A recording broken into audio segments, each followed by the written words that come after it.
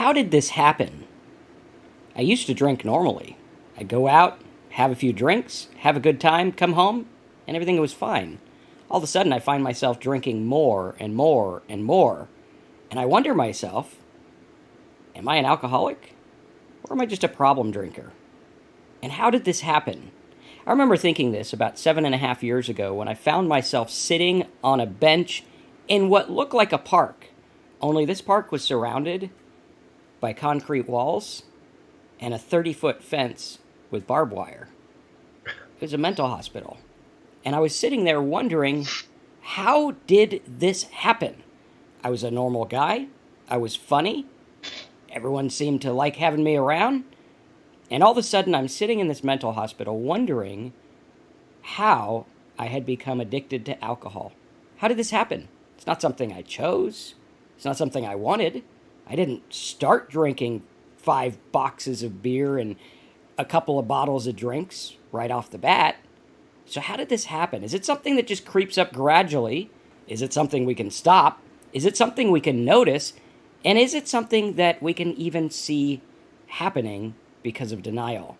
Well, today we're going to talk about those topics. We're going to talk about how addiction really happens and the shocking truth about alcoholism.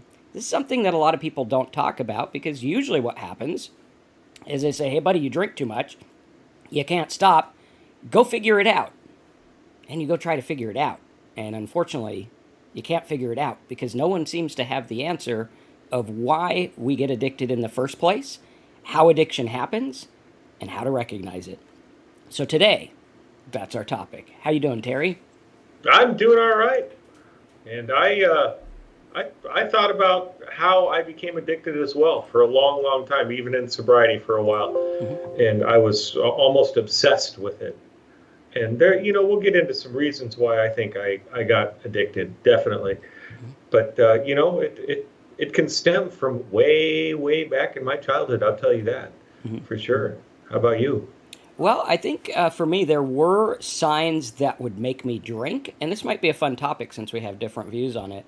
I think there were signs that definitely made me drink, but I think when the addiction actually happened, it was unrelated to anything in my life, which is interesting because, for years I tried to figure out, why did I drink so much? Why can't I stop?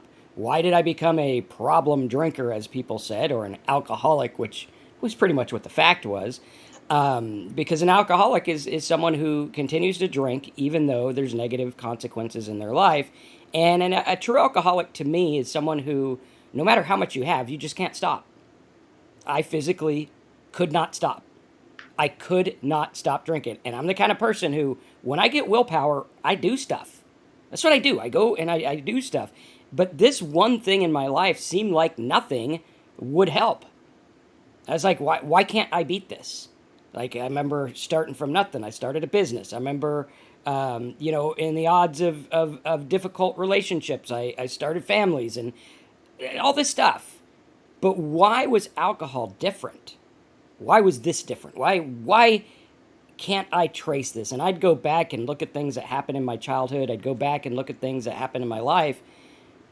And I tried to solve them, but I was still an alcoholic. And I think the way that addiction happens is, one, we allow it because we like alcohol. Plain and simple. Now, there's a difference between a guy who likes alcohol at the bar, who watches the game, and when the game's over, he goes home. That's it. When you have someone like me or someone who's an alcoholic, usually you have about 10 times too many drinks before you go to the bar and watch the game. Then you watch the game, and then you have to go home after the game and drink some more. Or maybe you're an alcoholic where you just have a glass of wine at night and you can't stop.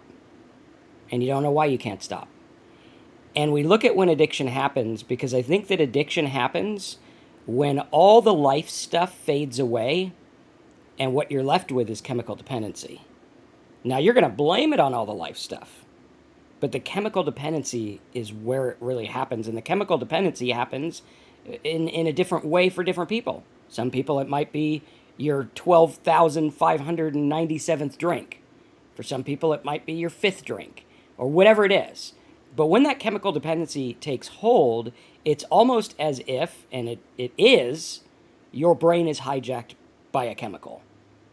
And I think this is interesting because in our day and age, a lot of mental issues are solved or seemingly solved by chemical stuff, whether it's natural, whether it's, pharmaceutical, chemical, or whatever it is. There's a lot of eyeballs. And we're not saying this is good or bad, I don't know. But what we're saying is there's a lot of eyeballs on, okay, there's a problem with the brain, there's a problem with the mind, there's a problem with behavior. Maybe we could correct this with a chemical. Well, if that's true, which we know that is true, it just depends on, which route you go. If that's true, then isn't it also true that a chemical can screw you up? Isn't that also true? And that, I think, is where the addiction happens. What do you think about that, Terry? Oh, well, I agree with what you're saying, definitely.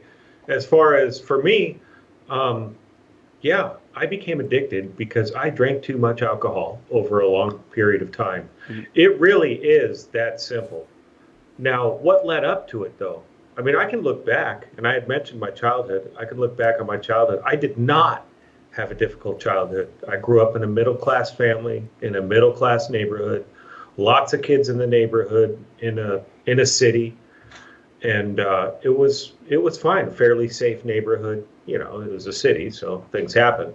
Mm-hmm. But didn't have any big trauma things in my life. But I will tell you that, yeah, I didn't feel like I fit in. I hear that a lot. I hear that from many alcoholics, that I just didn't fit in. I didn't feel comfortable in my own skin. I hear that sort of thing. Was I really uncomfortable, like majorly? No, but I was shy. And I was afraid what people would think of me. And I was I had a lot of fear going on.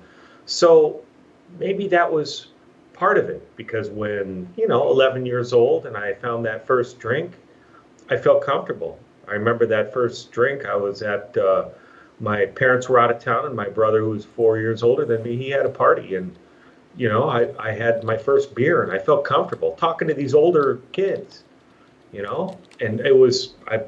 it made me comfortable. So I kind of got this feeling of, hey, alcohol makes things better. And, maybe that's what started it. Was I addicted and started to fall apart right then? Of course not. But got into high school, and drinking became part of life. We have the after school kegs, the parties on the weekends, things like that. And life kind of went on like that. Going into college, same thing. I went to a fraternity, so there was parties all the time. Get out of college and move down to the wine country. Oh yeah, let's do the wineries. And drinking made me feel comfortable. Now, when I wasn't drinking, was I uncomfortable? I don't know, maybe in high school a bit, maybe in college a bit, not so much after I got out of college, but it did. I was starting to develop these pathways in my brain that were telling me a drink makes me comfortable and happy. Now, I went on through life just kind of going this way. I guess if you were to count the number of drinks I had, I'd be considered a heavy drinker throughout most of my years there. But was I ridiculous? Did I go blackout every night or things like that? No, I did not. But I was pretty heavy. And, I just kept drinking, and alcohol kind of became a coping mechanism for things. Still, life did not get that difficult for me. Of course, we have things in our lives that come up, and there's always difficult times, I think, for everybody. And that, for me, that was the case as well. And usually I'd go to the drink if I had a bad day or whatever, or something bad happened. But so that would help me cope with those situations. But as life went on, I started to really like the alcohol. And now, most of my drinking career, I enjoyed the feeling of alcohol. And I've said it before, I enjoyed how alcohol made me feel the very last day I drank. I hear a lot of people that say it stopped working for them. And for me, it didn't stop working. It was just working for less and less of a time. I'd drink, and then, that euphoric feeling that you get from that first drink would only last a short time. It was the consequences that I was causing that was really catching up with me.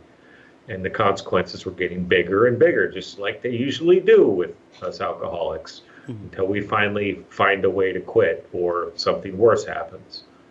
But for me, the things that led up to it, definitely, I don't know, maybe my childhood. But the fact of the matter is, I became an alcoholic because I drank too much. And that did change my chemistry in my brain, and I needed it to survive. At least I felt I needed it to survive. Mhm. And so everything became, my life started to revolve around alcohol. And because I needed it, I needed to make sure I had it. I needed to make sure I was going to get it.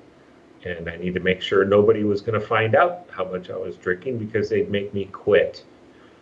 And also they'd look down on me. I was afraid of that too. I'd be judged. And so those things kept me from stopping for a long time.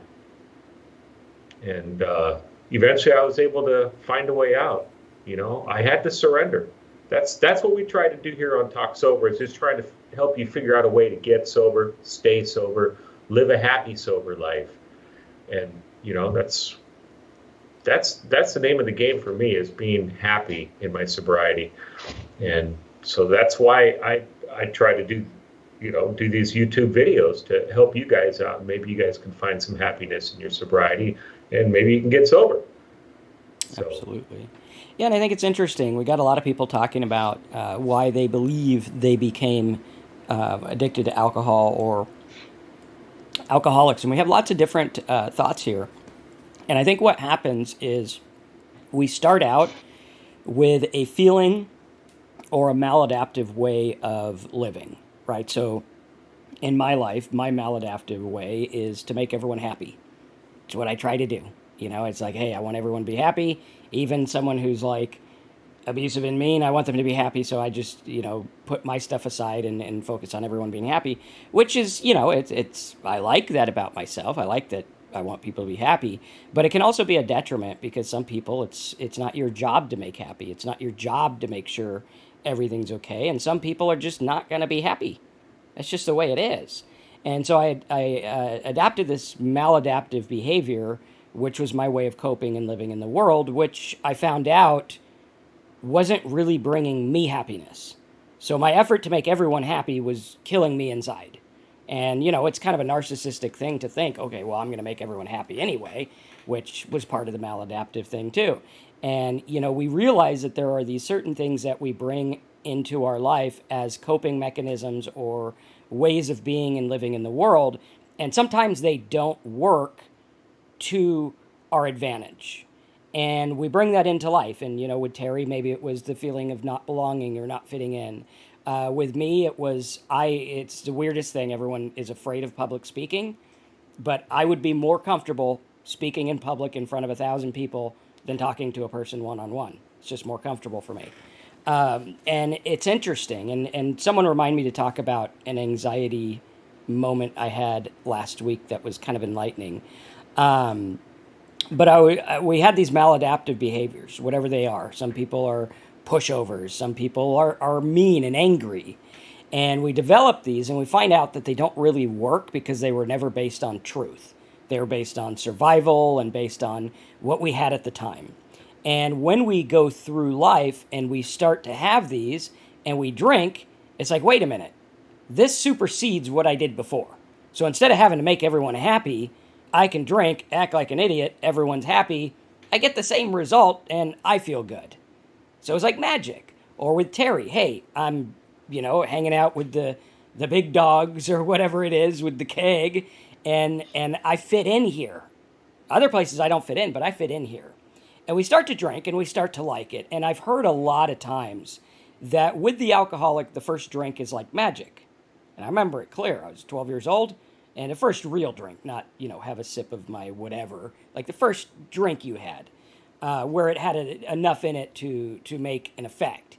And I hear that it's like magic, and for me it was. All the anxiety went away, the voice in my head that tells me not to do stuff went away, which sometimes it's not always good to shut that off. It's like turning off the fire alarm, hey, the house is still on fire even though the alarm's not going. But we develop these maladaptive behaviors, and over time we drink and we feel good. And then we start to drink a lot because we're using alcohol to fix these maladaptive things in our life rather than learn to fix the maladaptive things in our life. This is why I think it's difficult for a normal drinker to cross over if they didn't have it to begin with, right? And they can cross over. I mean, you take the Pope or the Dalai Lama or whoever you consider to be like the well-rounded, there he is person, you give them enough booze as Terry and I had, right? They're going to become an alcoholic. That's how chemical dependency works. It's chemical related regardless of what happened in your life. But when you're asking the question of how did I get here? Well, you got here because you had maladaptive stuff. And we look at this. We see here, Karen, I was a good kid, obeyed everything, but there were bad people around. Amy, I became addicted to help with anxiety and depression, self-medicating. Then it was a cycle. Exactly. Right? We have that anxiety, and there's two types of anxiety. We're going to talk about this because I had a moment last week that kind of shocked me, and it was weird. And I think it will really shed some light on what I think about anxiety and how anxiety really works. Because there's, anxiety because Americans drink too much coffee, and then there's anxiety of a deep-rooted level, and then there's anxiety of people who don't like who they are. And I think it's important to look at all of those because if we can fix the anxiety problem or learn to manage it, I think it'll be a lot easier to stay sober. But I'm going to preface this with a big but. And the big but is that we need to stop drinking first. All right, one of the things I did when I drank, which was detrimental, was I went to therapy thinking talk therapy was going to help me so that I could drink normal. No, wrong. Once you're an alcoholic, your brain's going to look at that as a way to cope and a way to live. And chances are, if you're like me and Terry and most of the other people who identify as alcoholics, you probably can't pick up again. And if that scares you, that's probably further proof that you're an alcoholic. A normal person goes to the doctor, they're like, hey, you got this such and such disorder, you can't drink anymore. Okay, doctor. Me and Terry go to the doctor, hey, you got this and you can't drink anymore. Is there anything else? Can you take my leg? Go ahead. You take my leg as long as I could drink. And that's how we thought when we were alcoholic. You couldn't take my booze for nothing. Almost lost my family, almost lost my business, almost lost my house, almost lost everything. And some things I did lose. And why? Is this who Marcus is? Is this who Terry is? Like, let's throw it all away for booze, ladies and gentlemen. This is what life's about. No.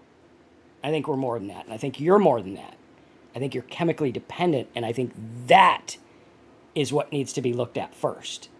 Because I remember when I was getting sober, I thought, I'm going to solve this issue with my mom and my dad and, little Joe and Big Tim and whatever. I got to solve all this stuff.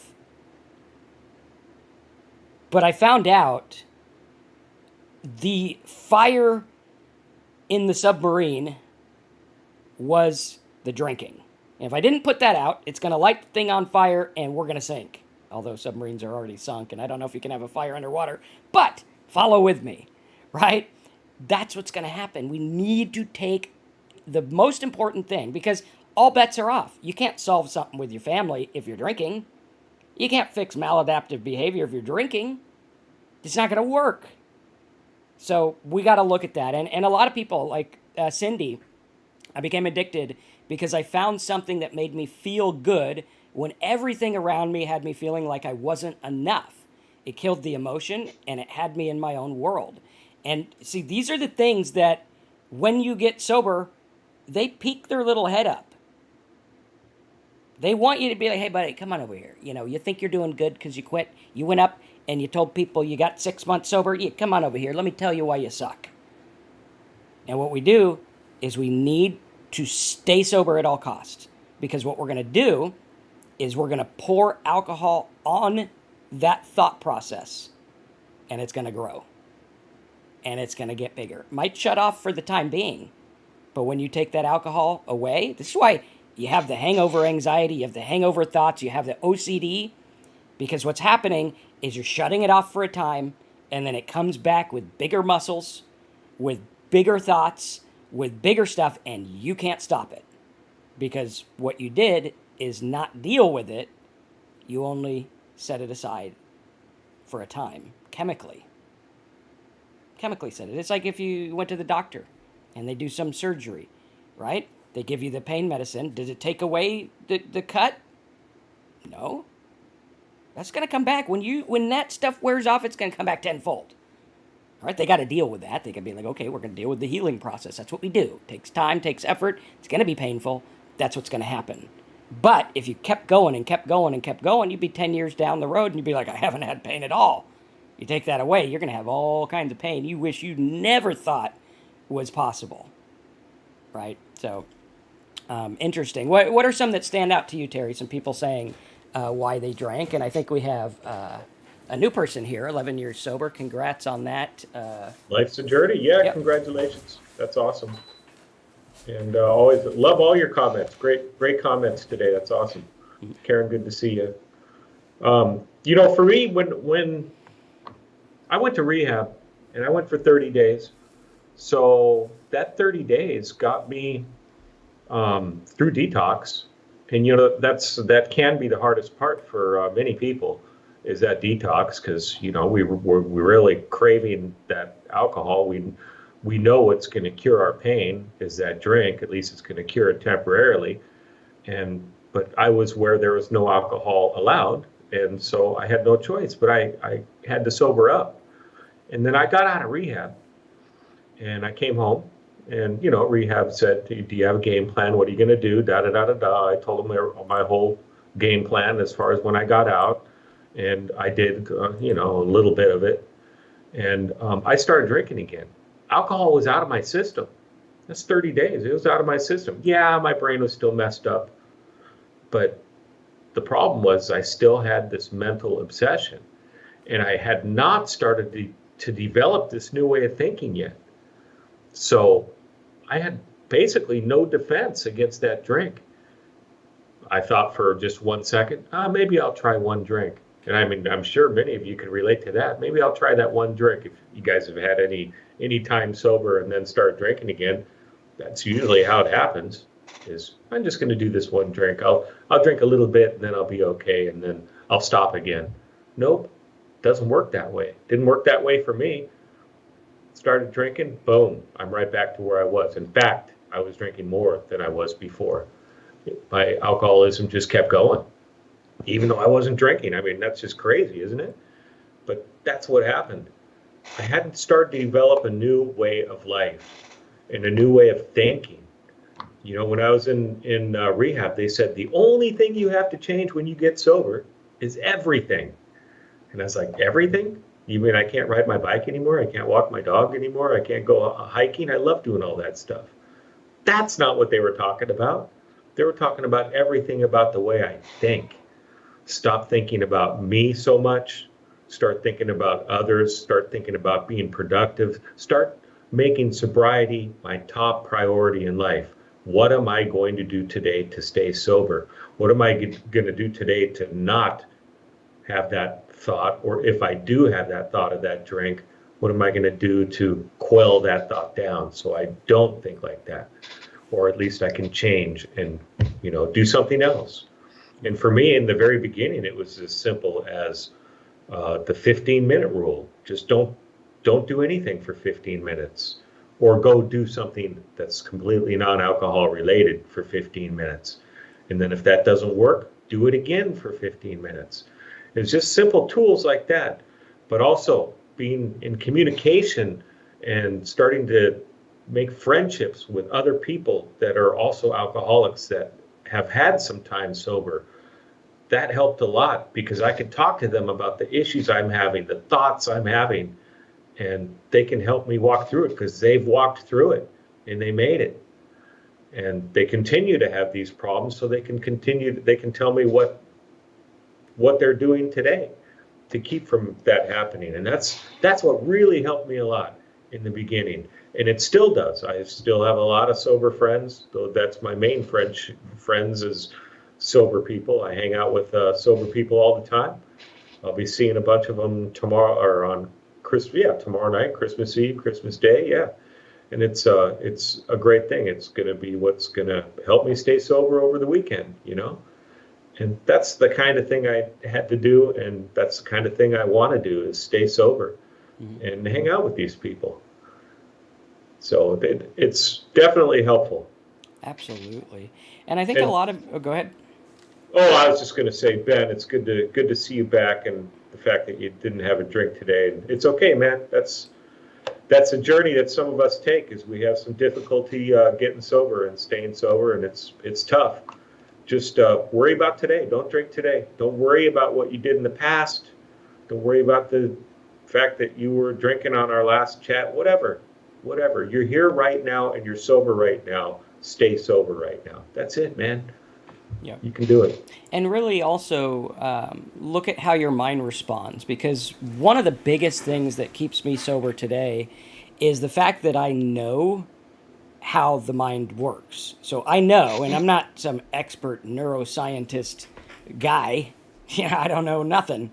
But I do know that chemicals affect my brain in a certain way. And I do know that when I deal with things, like this year has been a very difficult year. I've dealt with some major life events that are going on, some major things, big things that I never thought I'd be here. And, I look at them and I think sometimes, hey, wait a minute, drinking would take you away from this feeling. Hey, you feel like crap, or you have your OCD running wild, which is interesting because a lot of you guys know that my dad's sick and not doing so hot. And I was researching things, and I have OCD about certain things, and one of them is like, did you close the door? Did you do this? Did you shut that off? I'm like one of those people who literally unplugs everything from the power bar that's already unplugged before I go somewhere. And it's like, really? You need to do that? Like, it's completely unplugged. There's no electricity going to it, buddy. You're going to be okay. But I have to check it anyway, and then after I shut my door, I have to come back, unlock it, and check it again to make sure that it is, in fact, not plugged in. And I started reading about stuff because when I came home from seeing my dad for the first time in a while when he was really not doing good, I started getting really bad OCD about health stuff. I mean, like insane, where, it was like, Marcus, you need to shut up.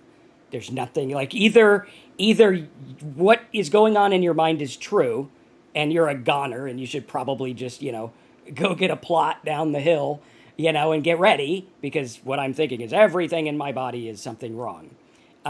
Or it's your OCD acting up and you're fine. And, I went to doctors and I was like, hey, just double check and everything.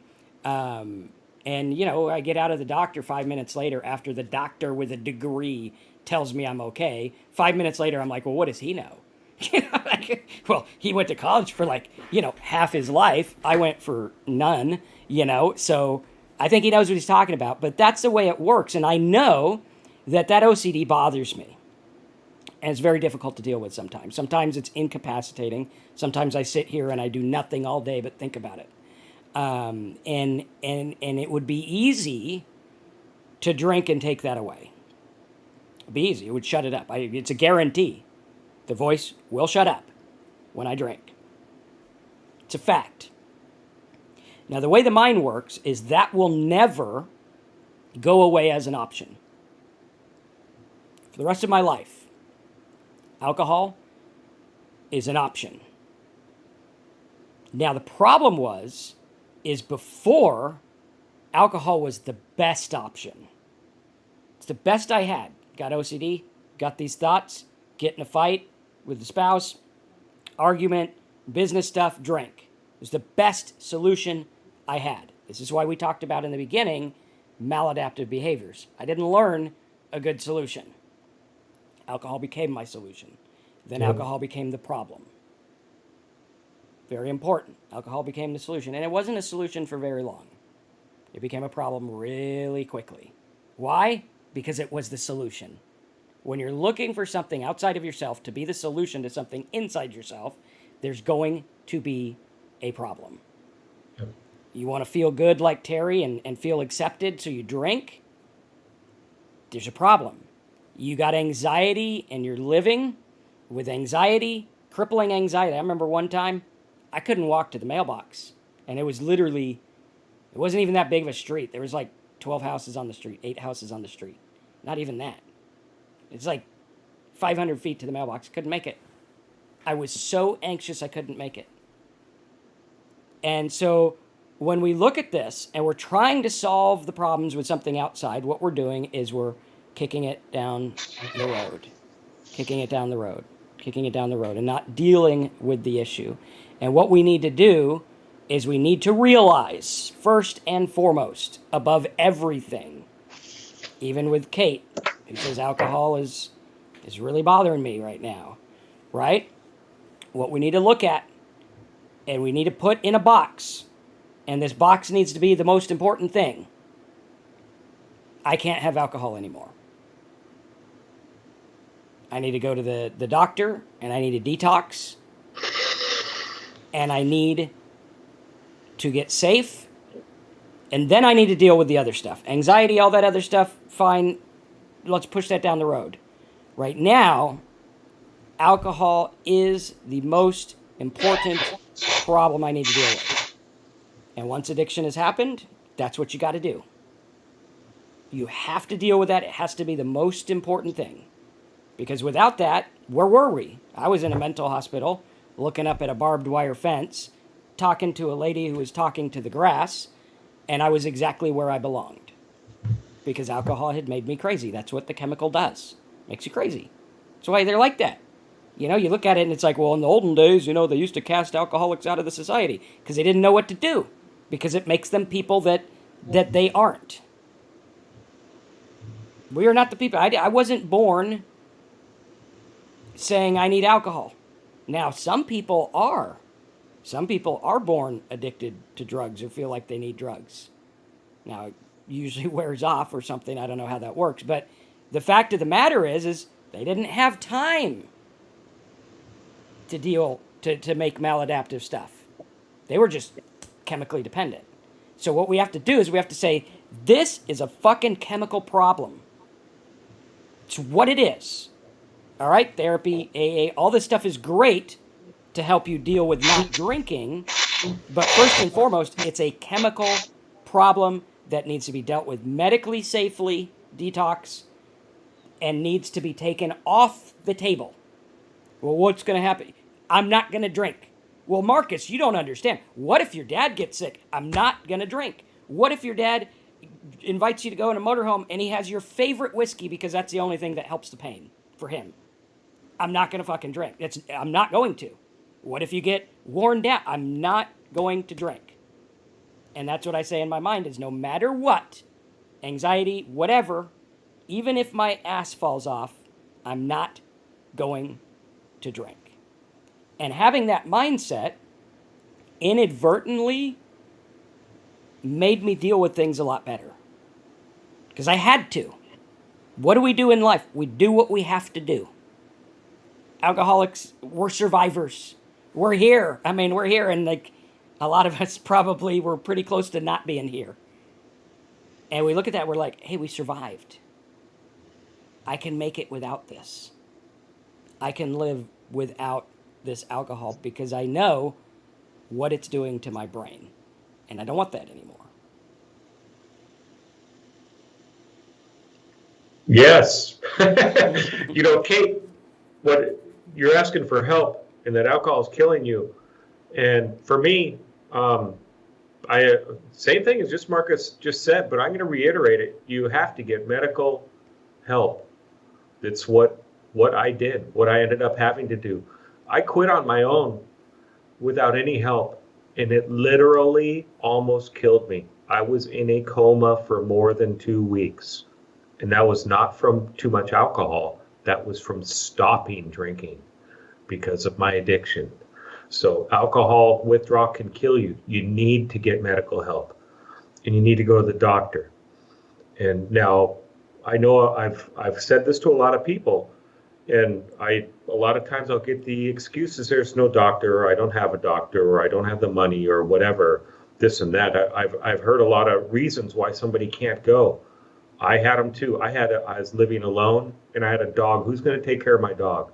How am I going to take care of my house? How am I going to take care of the obligations that I have to do? They weren't going to, none of that was going to matter if I didn't survive. I had to go to the hospital and I had to get help. And fortunately, when I had my medical issues, I was at the hospital because I had agreed to go. Reluctantly, I didn't want to go, but I had agreed and I was there and they saved my life. So this is serious stuff. You got to get medical help if you're trying to quit. Regardless of how addicted you feel you are, it's important to go see a doctor because they're going to be able to point you in the right direction. It doesn't matter if they judge or not. They're more than likely not going to judge you at all, whatever. They see addiction all the time and they want to help you. That's why they are doctors. That's why they signed up for it. They, and it's important stuff. So do that. It's scary stuff. So you can do it though. I didn't think I could live without alcohol. Not at all. No way. My whole life I'd had drinks. And then, at one point it got out of control and it was killing me. Absolutely. I was 45 pounds heavier than I am now. I had high blood pressure. I was taking medicine for that. I was pre-diabetic. When I'd bend over to pick something up, I'd stand up and get dizzy. I was a mess. Physically, I was a mess. Right now, I'm in the best shape of my life. And that's after, I've been sober for more than 7 years. And you can turn it around. And did I get in this shape all quickly, super fast? No. I just made little changes. I know Karen was talking about vegan and all that. I did not go vegan, but when I first got sober, I just concentrated on sobriety. I didn't change anything else. I concentrated on sobriety. That's what I did. And then eventually I slowly started to change my diet. Am I a vegan? No, I'm a chef, man. So, but I do eat healthy. And you know what? I wrote that down. We do need to do one of these YouTube lives on diet and sobriety because I think it can help definitely. Mm-hmm. Change, we're working on your diet, and I know Marcus has made some changes as well in his diet. And I just try to eat real food is what I do. But anyways, that's not the topic of today. Yeah. But anyway, so for staying sober, we have a program over on talksober.com, and it's designed to help you with this change in mindset that we're talking about, changing your perspective on life. And it's what Marcus and I have been working on for quite a few years, is trying to develop a way that you can stay sober and be happy. Just it's what I like to be, is sober and happy. Now, does it happen? Is that all the time? No, of course not. Things happen in life and we have things to deal with, but our program will help you deal with some of those difficult situations too. Absolutely. And, go ahead. DWH says tips for resisting urges. A lot of what the program goes over is the mental aspect, because we're not doctors, we're not trained people or anything like that. But what we've done is we've looked at a lot of the mindset thing. You guys could see that's like 1/10 of my bookshelf there. I read a lot of books on this stuff. I read a lot of papers. When I first got sober, I was in a fortunate position where I really didn't have to work a lot. Because we had sold our house, and I was like, I'm just going to take it easy and I'm going to learn about sobriety. And so I immersed myself. I read papers from doctors. I read papers from mental therapists and all kinds of stuff to try to understand what was going on. And even before sobriety, I always kind of read this stuff because I knew something wasn't right. I knew the way that I operated in the world wasn't exactly perfect. And when dealing with urges, to give you the quick answer is they don't matter. Like, the urge will go away if you don't give into it. You're not going to think about the urge the rest of your life. It's not going to happen. It'll just fade away. And so what we need to realize is, contrary to popular societal thinking, we don't need to have everything we want. Right? We have this society where it's like, I want coffee, let's go get coffee. I want steak, let's go get steak. I want Cajun food, I want this, I want that. We go get everything we want right now. You want TV. Like, I hate it because my family, we spend an hour and a half trying to figure out what to watch. I miss the old days where it was like, Well, there's 5 shows on and then a sports game, and that's about it. And that's what you get. If you don't want that, you got to get the old tape out and put the tape in the thing. But now you can watch everything, which means, we get everything we want right at the drop of a hat, which I think is a testament to what the process is, right? I'm so self-absorbed that I need to figure out what to watch for an hour and a half. Like, you could have watched a movie in the time you figured out what to watch. And when you're dealing with cravings, we need to look at them and say, do they matter? Like, who came here and said that I have to give in to every craving I ever have? There was a time when you lived just fine without alcohol. But now you live with alcohol. Now you have these cravings. So what?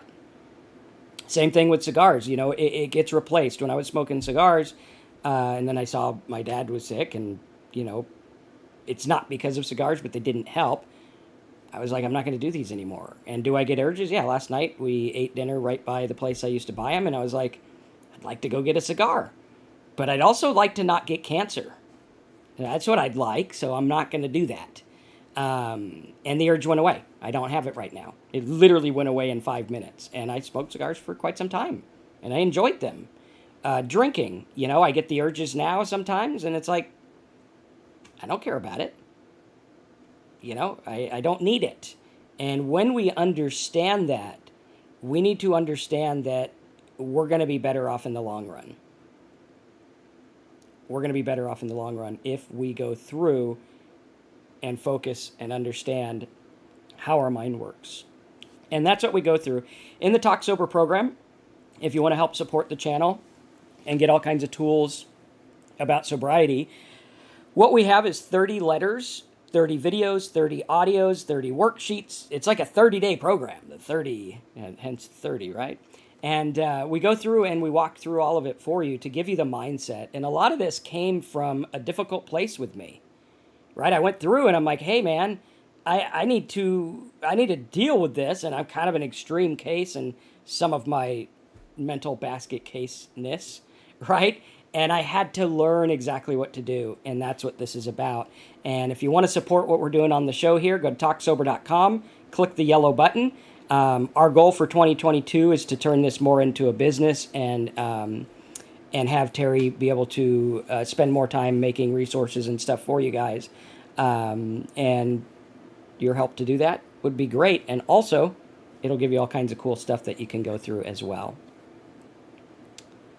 So, cool. But yeah, like distraction from urges. Like we don't give in to every urge we have. Clearly, otherwise we'd be, like animals in the jungle just going and doing whatever we feel like doing that day.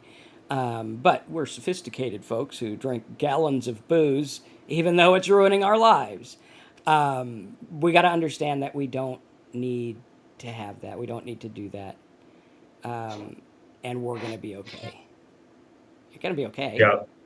Yeah. Yeah, I definitely had some urges to drink, especially in that early sobriety, and not too often nowadays.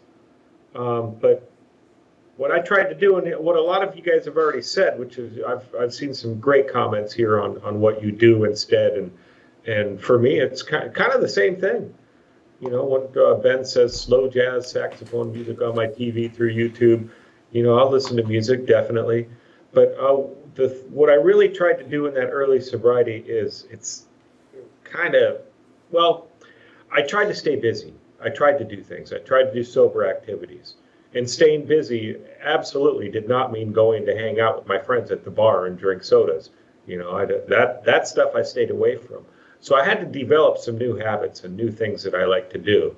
And what did I do? I look back on when alcohol wasn't completely dominating my life. Now, I did say I was a heavy drinker most of my life, but it didn't dominate my whole life.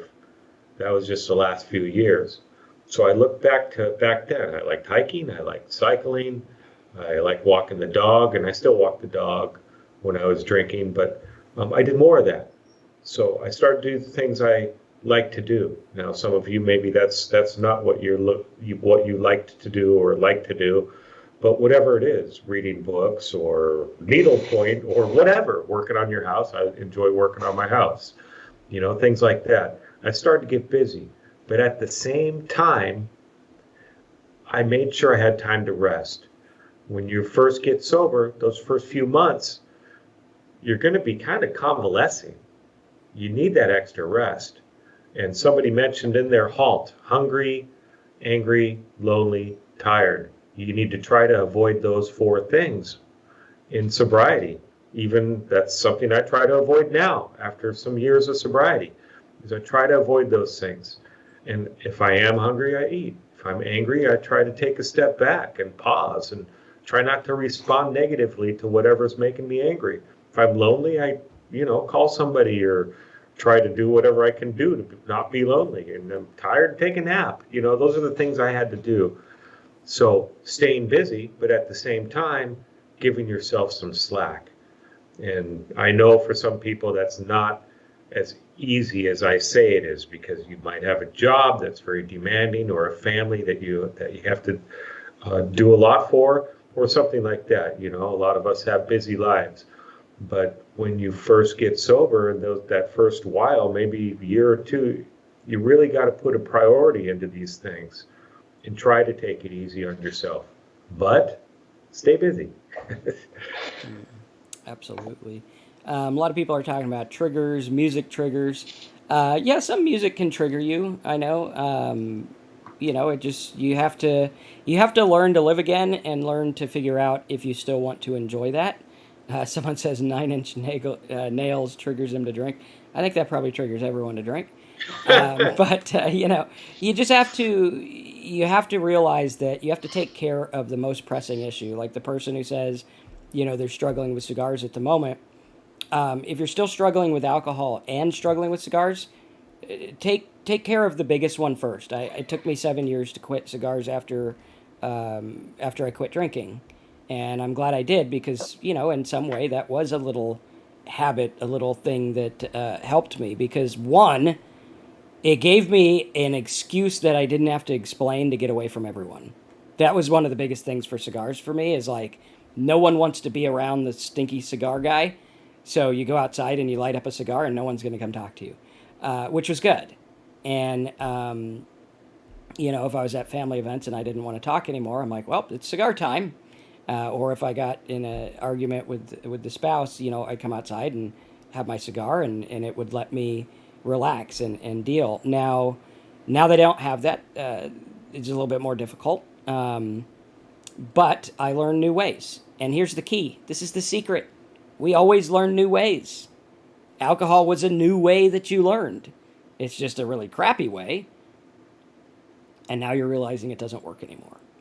Now what's going to take over that? Maybe we'll deal with stuff. I talk to people all the time, and I'm like, your feelings aren't going to kill you. Drinking and what you do with your feelings might. If I get angry and I get in a bar fight, yeah, that might kill me.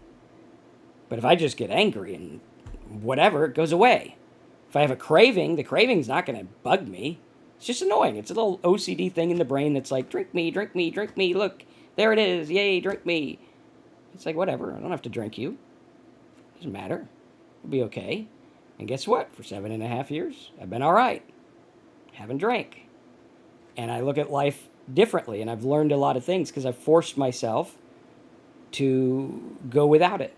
I've forced myself to find new ways to live and cope in the world. One of the things that I replaced that with was studying psychology and philosophy. I love philosophy. It's one of my favorite things. I wouldn't have really found it without my drinking problem ending.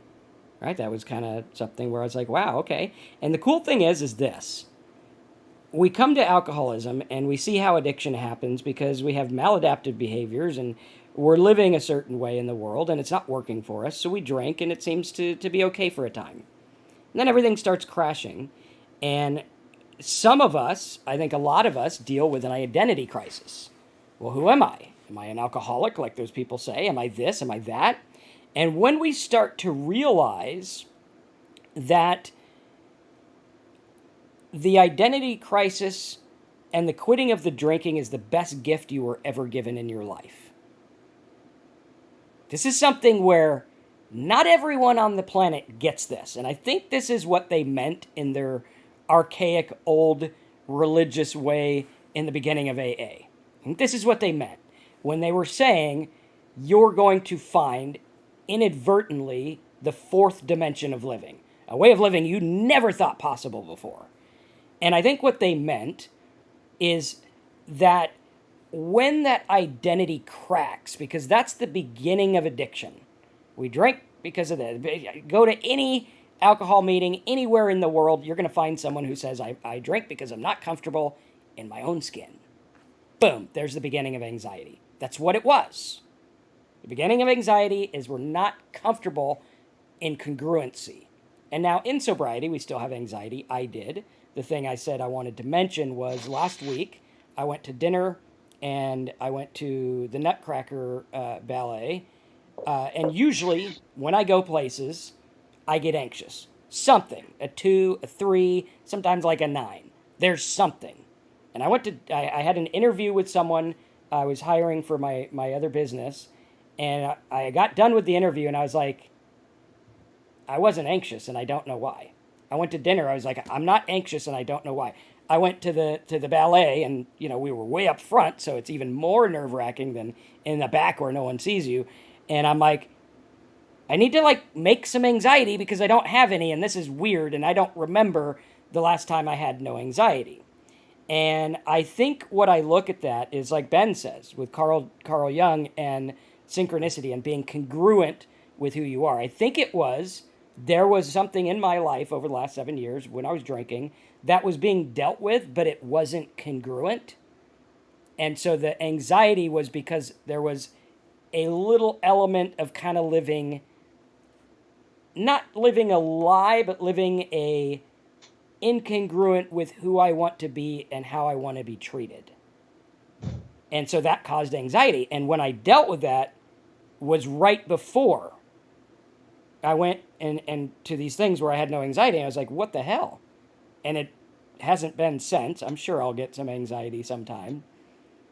But it was interesting because I'm like, is that the missing puzzle of being congruent with who I want to be, how I wanted to be treated, how I want to treat others? Because when you have this, us people who go down the rabbit hole, and unfortunately for guys like me and Terry, we're pretty thick-headed, and we need to go to mental hospitals and real hospitals to figure out things that the average public's probably like, hey, I could have told you that.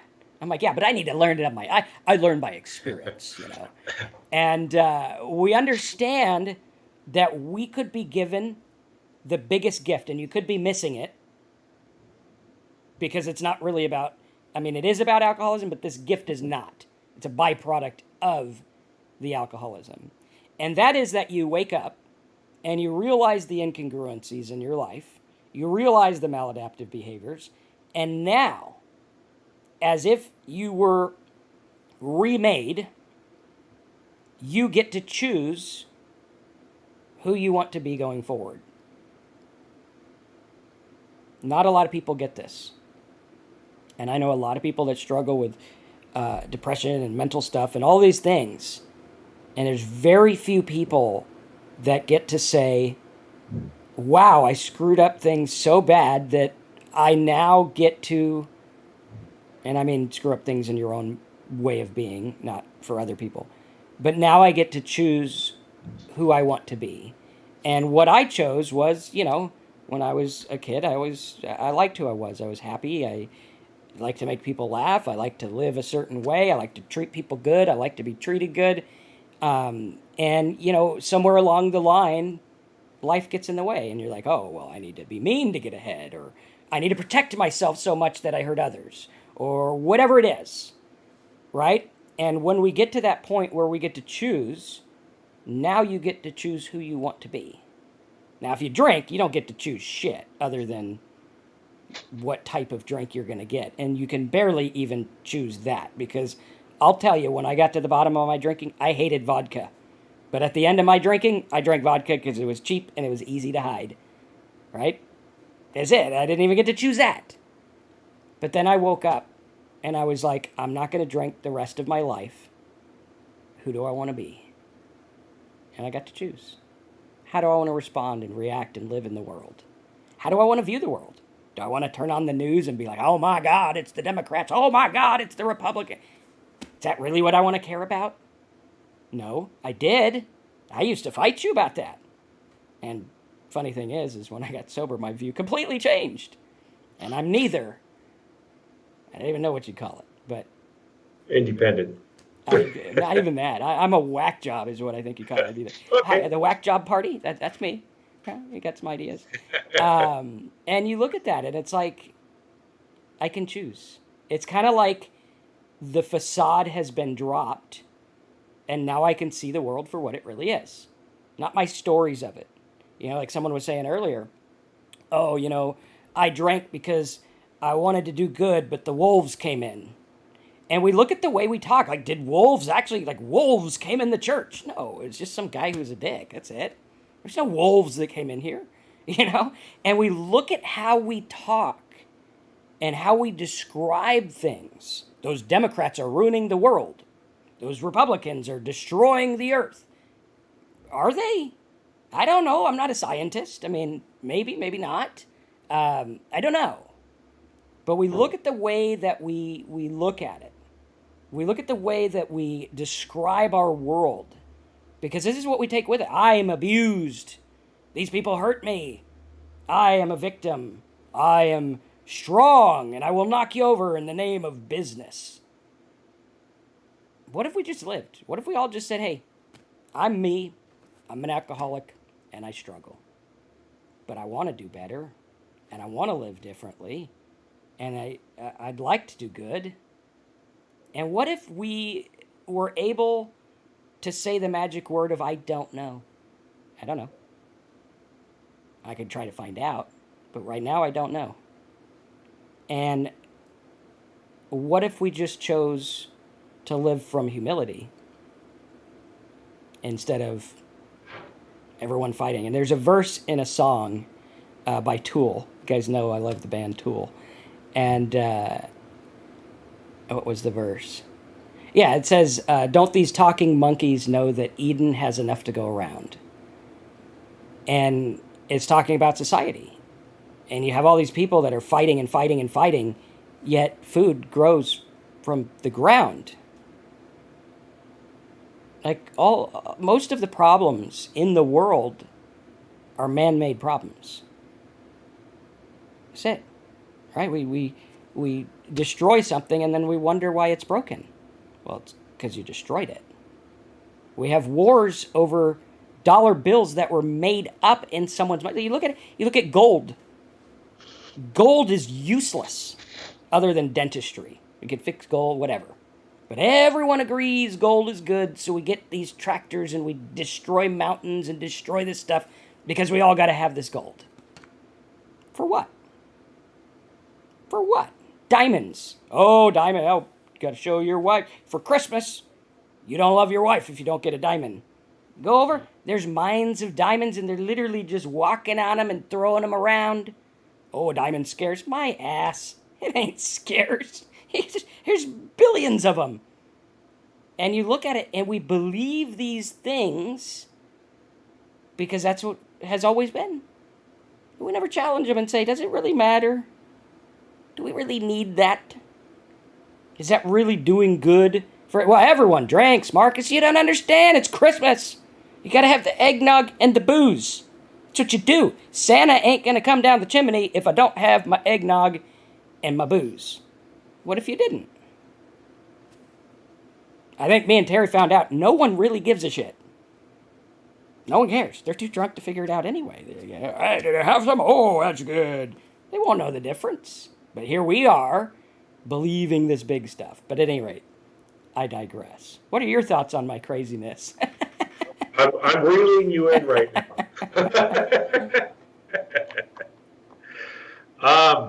Yeah. I forgot what I was going to say. You went off into your big old tangent. There you go. Okay, for me, what it comes down to, we were talking about how addiction happens. Mm-hmm. And for me, there's some reasons why. It is important to me to know kind of why I became addicted as to some of the causes. And is it just so that I know? it's not that. It's so that I can avoid that from happening again. Yeah. And so I can learn to change my behaviors. And that's what the most important reason why I want to know a little bit of how I became addicted. Some of the thought patterns that I had, and I need to work on changing those. And I believe I've done that. And I kind of stay that way for the most part. I will digress back into some of the old thought processes, but I've learned to recognize them. And that's an important thing for me in my journey in sobriety. This is an ongoing thing, sobriety is. It's a journey, it's not a destination. And that's the way I need to look at it. One thing Marcus was talking about in the last part that he was talking about was the fact that he has choices now.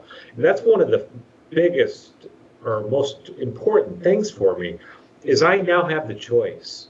With the alcohol being off the table, I have the choice of how I'm going to be, how I'm going to look at life, whether I'm going to live in gratitude. I know Karen had definitely mentioned the gratitude Ben had as well, and some others have. Al, I just want to say hi to you, and Trek, good to see you too. Talked to both of them on a personal private call, and it's great to see those guys.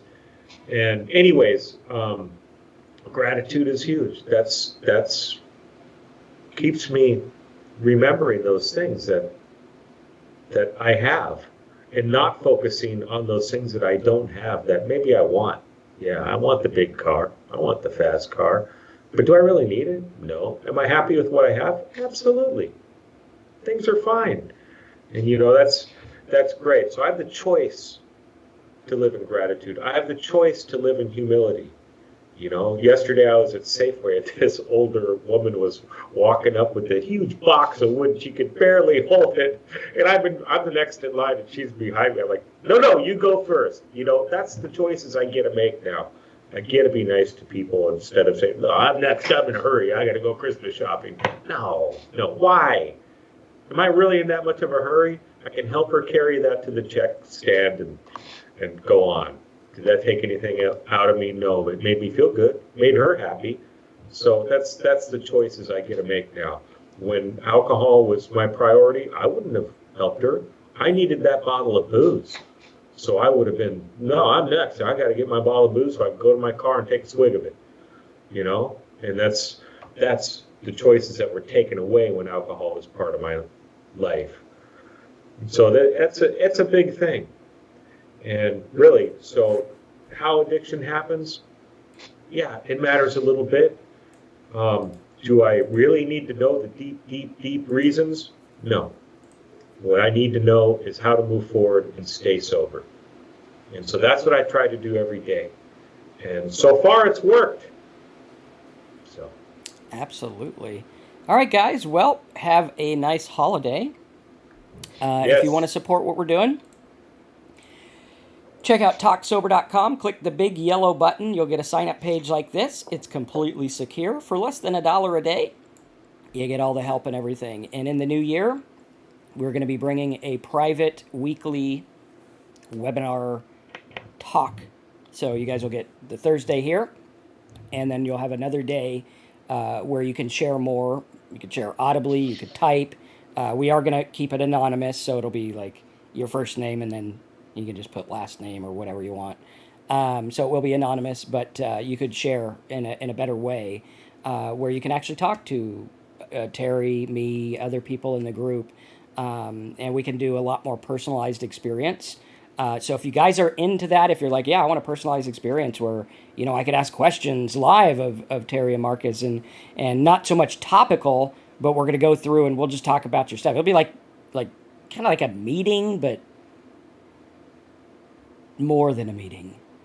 Something like that. I don't know. Whatever you want to call it.